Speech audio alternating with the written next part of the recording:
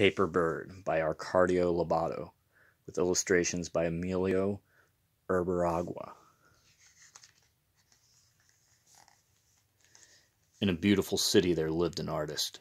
He was working late into the night one night to make a birthday present for his little girl. "I will draw a bird that's so beautiful and so real, it will fly," the artist said to himself as his pen and paintbrush flew across the paper.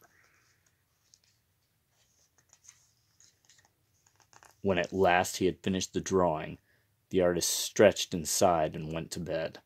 Only the cat was left in the room, and she too was ready to sleep.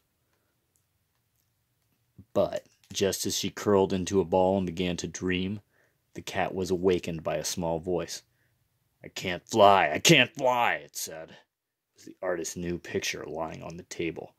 Slowly and sleepily the cat opened one eye. "Of course you can't fly," the cat grumbled. "You are a paper bird. Now be quiet so I can get some sleep." "But I have to fly," the bird cried. "The artist said so. Can't you help me?" By now the cat was rather annoyed. She didn't like to be bothered just when she had curled up into a cozy little ball to sleep. So without another word, the cat took the paper and threw it out the window. Then she curled up once more and went back to her dreams. The piece of paper floated down, down, down, until it landed between the branches of a tree. 3 big ravens were already sitting there.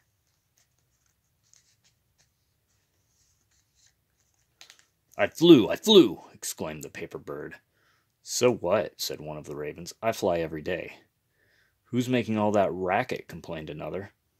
"I'm a bird, and I'm just learning how to fly," explained the paper bird. "I already know how to fly down. Now all I have to do is learn how to fly up." The ravens didn't know what to make of that. "A paper bird, and one that can talk," said one. "How very strange," said another. The 3 ravens talked and talked among themselves, till finally they announced, "O honorable, miraculous bird, we are simple ravens, and do not know about such things as talking paper birds. But if you wish, we can take you to the owl. She's very wise and will certainly help you."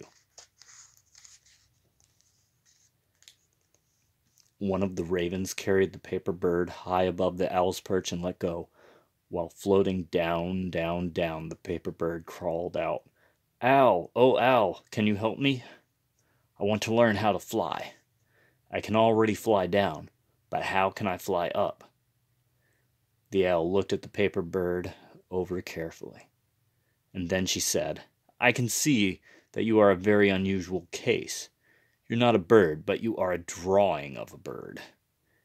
And you can talk. This is very unusual. Perhaps you are a magic bird." "You are very wise indeed," the paper bird said. "But tell me, can you help me or not?" "Certainly," the owl replied. "I'll take you to the swallows. If anyone knows anything about flying, the swallows do. And just now they're teaching their children to fly. If you pay close attention, you may learn to fly too." "Wonderful!" shouted the paper bird. He was very happy. Up on the roof, the whole swallow family was ready for their first flying lesson. The owl dropped the paper bird from her beak and flew away. "Will you teach me how to fly?" asked the paper bird as he floated down, down, down. "With pleasure," answered the swallows. But although they tried very hard to teach the paper bird to fly, the swallows did not succeed. Again and again they carried him up to the highest tower and pushed him off the roof. The paper bird floated easily to the ground, but could never fly up. "It's no use," the paper bird sobbed. "I'll never learn how to fly." "Don't cry," the swallows said comfortingly. "We're just country birds, and you were born in the city. Perhaps city birds fly differently. We'll carry you to the city birds and see what they can do for you." And so they flew to the beautiful city. Over the high rooftops, sparrows and swifts were flying in circles. "Hey, you over there, you city birds," the country swallows called. "We've got a very special case for you. Our friend here wants to fly, but he just can't seem to learn how." The city birds took one look at the paper bird and said, "But hold on, that's not a real bird at all. That's art. Art's very important, but it belongs on the walls in people's houses. Humans look at art and say, how beautiful, or it looks so real it even seems to be alive. But they don't expect it to fly. Art is never really alive. So you see, the paper bird will never fly." "Oh," said the swallows sadly, for they knew the paper bird would be very unhappy at this news. Then, in a great gust of wind, the piece of paper fluttered off the roof and floated down, down, down toward the ground. "So I'm a work of art, not a bird after all," the paper bird said to himself with a sigh as he floated away. "I wonder what I'm good for. The ravens, the owls, the sparrows, and the swifts can all fly up and down wherever they want.